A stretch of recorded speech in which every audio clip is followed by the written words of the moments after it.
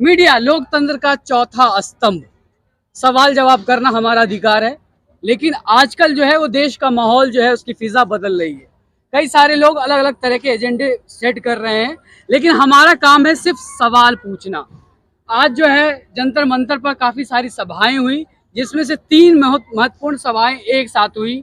जोशीमठ की, बागेश्वर धाम की, और जो है वो हिंदू सभा की, और एक जो है आशाराम बापू और राम रहीम को जो है वो जेल से रिहा करने के लिए जो है वो एक तरीके से कहें कि हिंदुत्ववादी जो लोग हैं उनका जो है वो प्रोग्राम हुआ था।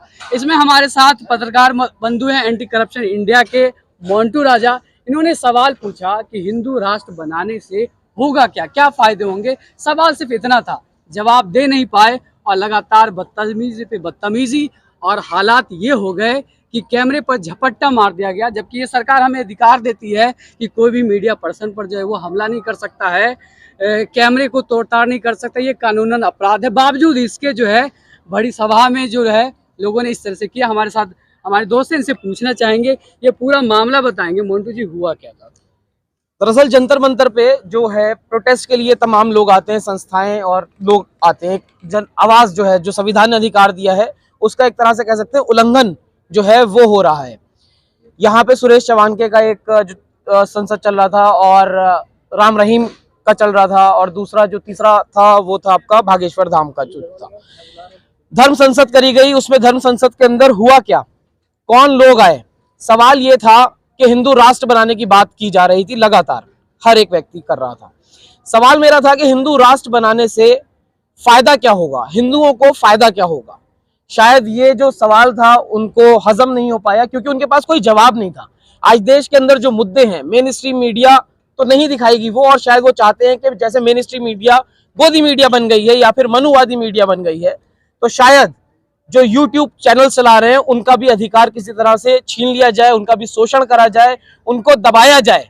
और कैसे दबाया जाए? उन पे हमला करके, उनको बल प्रयोग, अपना बल पावर एक तरह से कह सकते हैं दिखा के। तो सवाल यही था, ये शख्स है जिसने कैमरे पे हमला किया, और तमाम ये बेसिकली जो इनका एक एजेंडा चलता है कनॉट प्लेस 6 नंबर गेट पे, वहां पे तमाम जो है आईटी सेल के लोग मौजूद होते हैं, और खूब उसमें धर्म के ऊपर जो है कटाक्ष करे जाते हैं। तो ये माहौल इस समय हो चुका है। अगर पत्रकार निष्पक्ष होकर सवाल पूछता है, कोई राइट लेफ्ट का सवाल नहीं, सिर्फ सवाल ये जो आपका मुद्दा है, हिंदू राष्ट्र बनने से फायदा क्या होगा, बस इस पे वो भड़क जाते हैं। और उसके बाद तमाम जो है कहते हैं कि मुसलमान को देश में नहीं रहने देंगे, मुसलमानों से वोट का अधिकार छीनना है। तो इस तरह की बातें मैं, चलो अगर मुसलमान से अधिकार भी छीन लिया, उससे क्या होगा, फायदा क्या होगा हिंदुओं का, ये सवाल था। उसके बाद उन्होंने हिंदू क्या मैं क्या ये पूछना चाहता हूँ कि क्या इनके हिंदू राष्ट्र में मुसलमानों को, दलितों को, SC ST OBC को हिंदू राष्ट्र से बाहर किया जाएगा, और जब हिंदू राष्ट्र हो जाएगा तो क्या उनको अत्याचार किया जाएगा? जो ये लोग कह रहे हैं उनके मुताबिक तो यही उन्होंने कहा कि जो ये हिंदू राष्ट्र हो जाएगा उसके बाद मत का अधिकार हम छीन लेंगे। मतलब जो संविधान अधिकार देता है, सीधा सीधा संविधान पे हमला है। जो संविधान अधिकार देता है मत देने का, तो वो ये कह रहे हैं खत्म कर देंगे अधिकार हिंदू राष्ट्र बनने के बाद। ये आपने अपने कैरियर में जो है लंबे समय से आप पत्रकारिता कर रहे हैं, इस तरह का माहौल कभी देखा था देश में? देश में ऐसा माहौल तो कभी भी नहीं था, लेकिन हाँ हमेशा प्रेशर आते थे, लेकिन ये नहीं कि लिंच होने का संभावना हो जाए, आपके मोबाइल पे या आपका कैमरे पे या आपके ऊपर ही हमला कर दिया जाए। और अफसोस की बात यह है, जो तंत्र है, जो प्रशासनिक तंत्र है, जिसका दायित्व है, जिसकी ड्यूटी है, वो पत्रकार पे ही प्रेशर एक तरह से बनाने का प्रयास करता है। जैसे आप पत्रकार हैं तो आप पे इस तरह का लिंचिंग हुआ है, तो क्या उम्मीद कर सकते हैं जो देश में अन्य गांव एरिया में रहते हैं उनके साथ किस तरह का बर्ताव ये लोग करते होंगे? होता ही है, मेन स्ट्रीम मीडिया उसको दिखाती नहीं है। कुछ जो ग्राउंड रिपोर्ट करते हैं लोग, जब ऑन कैमरा ये तमाम चीजें हो रही हैं प्रशासन के सामने, दिल्ली पुलिस थी और तमाम जो आर्म फोर्स था यहाँ पे वो भी था, उसके सामने इस तरह की जो है चेष्टा लोग कर रहे हैं रिकॉर्डिंग के दौरान, क्योंकि उन्हें पता है कहीं ना कहीं से उन्हें संरक्षण प्राप्त है, हम कुछ भी कर देंगे, लेकिन जो बैकअप है उनका वो रेडी है, तो उनका कुछ होने वाला नहीं है। पुलिस आपके साथ थी? पुलिस आपको मदद कर रही थी? आप पुलिस ने एक तरह से बीच में आके शायद बचा लिया, वरना ये लिंच करते, शायद मार डालते, क्योंकि देश के अंदर तमाम जो लिंचिंग है वो अमूमन घटनाएं होती रहती हैं, और पुलिस ने ये है मुझे यहाँ से इस क्षेत्र से बाहर कर दिया, और लेकिन उनपे कुछ हुआ नहीं, और उल्टा कुछ पुलिसकर्मी जो थे वो ये कह रहे थे कि नहीं ये प्रोवोकिंग सवाल था, आपको ये नहीं पूछना चाहिए था। तो इस तरह की चीजें जो हैं वो अब समाज के अंदर देखने को मिल रही हैं। मोबाइल पे, आपके कैमरे पे, आपके कोई नुकसान हुआ है, मेरा जो सेल्फी स्टिक था वो नुकसान हुआ है, मोबाइल गिरा है, वो हल्का सा टेम्पर्ड हो गया है, तो ये नुकसान जो है वो एक पत्रकार को झेलना पड़ा है। यूट्यूब वालों के लिए है या मुसलमानों पे है सर ये हमला? ये हमला हर उस इंसान के ऊपर है जो सच की आवाज वो चाह रहा है कि उठाए, या फिर समाज के अंदर जो हो रहा है वो दिखाए, हर उस शख्स पे ये हमला है। आपका नाम पूछा जाएगा, आपकी जाति पूछी जाएगी, मुझसे भी पूछा गया, मैंने नहीं बताया, तो कह रहे हैं कि आईडी दिखाओ, तमाम चीजें। अगर आप मुसलमान नहीं हैं तो आप हिंदू हैं, लेकिन आप उनके साथ नहीं खड़े हैं तो आप भी देशद्रोही एक तरह से उनकी नजरों में हैं। ये है। आप पत्रकारिता करते हैं, आपने बहुत सारे लोगों से सवाल पूछा होगा, और बहुत ही सहज, पत्रकार का काम होता है सहज रूप से सवाल करना, और जवाब देने वाला का काम होता है सहज रूप से जवाब देना। लेकिन आप जब अभी जिस माहौल में आप लोगों से बात कर रहे थे और जिस हिसाब से प्रतिक्रियाएं आ रही थी, उन लोगों का जवाब था, क्या महसूस कर रहे थे, किस तरीके की मानसिकता से वो लोग प्रहार कर रहे थे, क्या सहज था या आक्रामक था?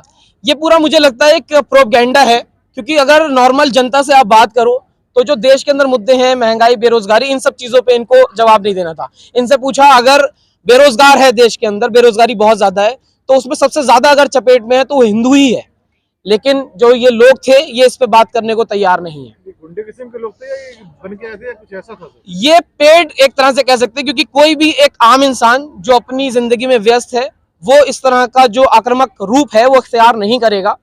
ये मे भी भेजे हुए थे, क्योंकि जो सुरेश चौहान के हैं उनके ऊपर भी एफआईआर दर्ज है, उनके समर्थन में लोग उतर रहे हैं।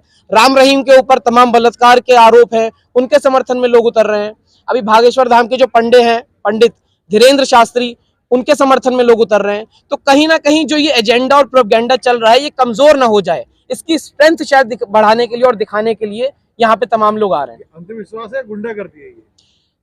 देखिए, आस्था अपनी जगह होती है, गुंडागर्दी अपनी जगह होती है। कोई भी धर्म या कोई भी जो गुरु है धार्मिक, वो ये नहीं कहता है कि हमारे धर्म में ऐसा मारकाट होता है, लेकिन ये एक एजेंडे के साथ मुझे लगता है आए थे, तो इसलिए ये आक्रामक थे। इनसे सवाल जो था वो पूछना एक पत्रकार को भारी पड़ रहा था, और सिर्फ मेरे साथ ही नहीं, तमाम जो पत्रकार हैं जिन्होंने लॉजिकल सवाल पूछा उन पे हमला हुआ है।